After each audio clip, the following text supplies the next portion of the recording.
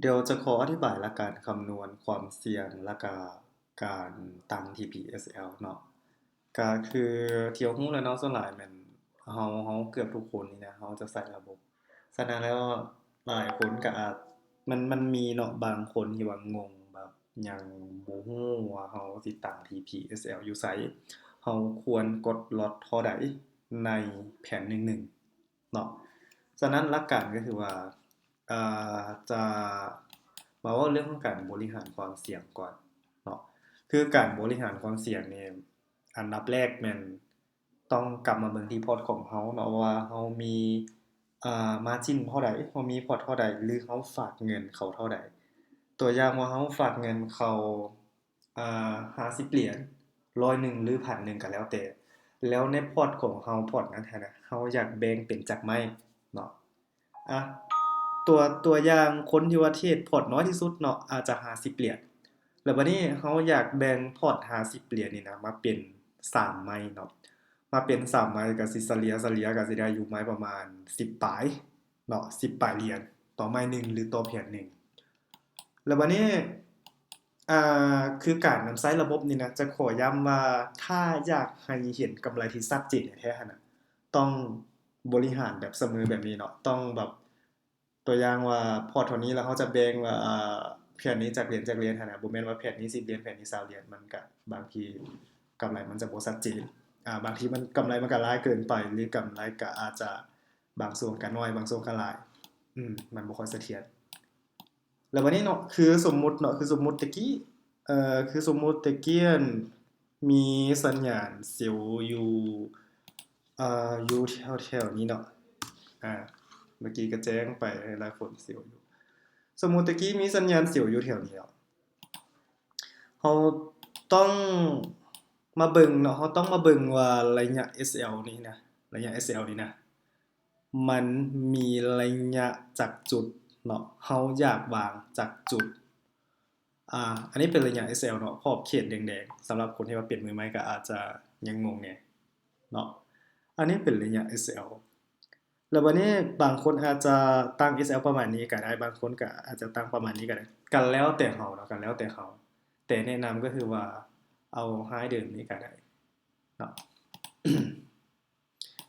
แล้ววันนี้คืน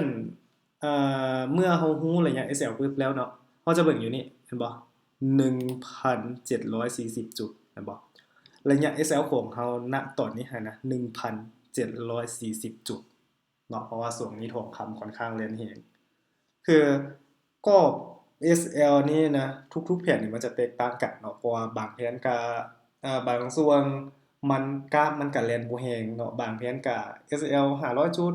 บางแผนก็600จุดบางแผนก็1,000จุดบางแผนก็2,000จุดแล้วบัดนี้เมื่อเรารู้ระยะ SL ที่ชัดเจนแล้วเนาะเราก็เอาเมื่อกี้สมมุติว่าพอร์ต50เหรียญเราแบ่งไป3ใบเนาะเราก็เอาเงินจำนวน10ปลายเหรียญนี่นะมาหารให้1,740จุดเนาะ1,740จุดแล้วเราจะได้จำนวนล็อตก็บ่เกิน0.01หรือ0.02ประมาณนี้แล้วคร่าวๆแล้วบัดนี้เมื่อเราได้จำนวนล็อตปุ๊บเราก็กดเซลล์ได้เลยเนาะเซลล์ได้เลยอ่าเซลล์ปุ๊บเราก็มาตั้ง SL อยู่จุดนี้เห็นบ่จุดที่ว่าเราวางขอบเขต SL ไว้นี่นะตั้งปุ๊บก็สิได้อยู่ราคาประมาณ4044050ประมาณนี้เนาะประมาณนี้แล้วบัดนี้เราตั้ง SL ปุ๊บแล้วเนาะเราสิตั้ง TP อยู่ไสนั่นก็คือโดยสแตนดาร์ดของระบบเรานี่นะเราจะเอา1:3ของระยะ SL เนาะฉะนั้นแล้ว TP มันเราจะเอา3เท่า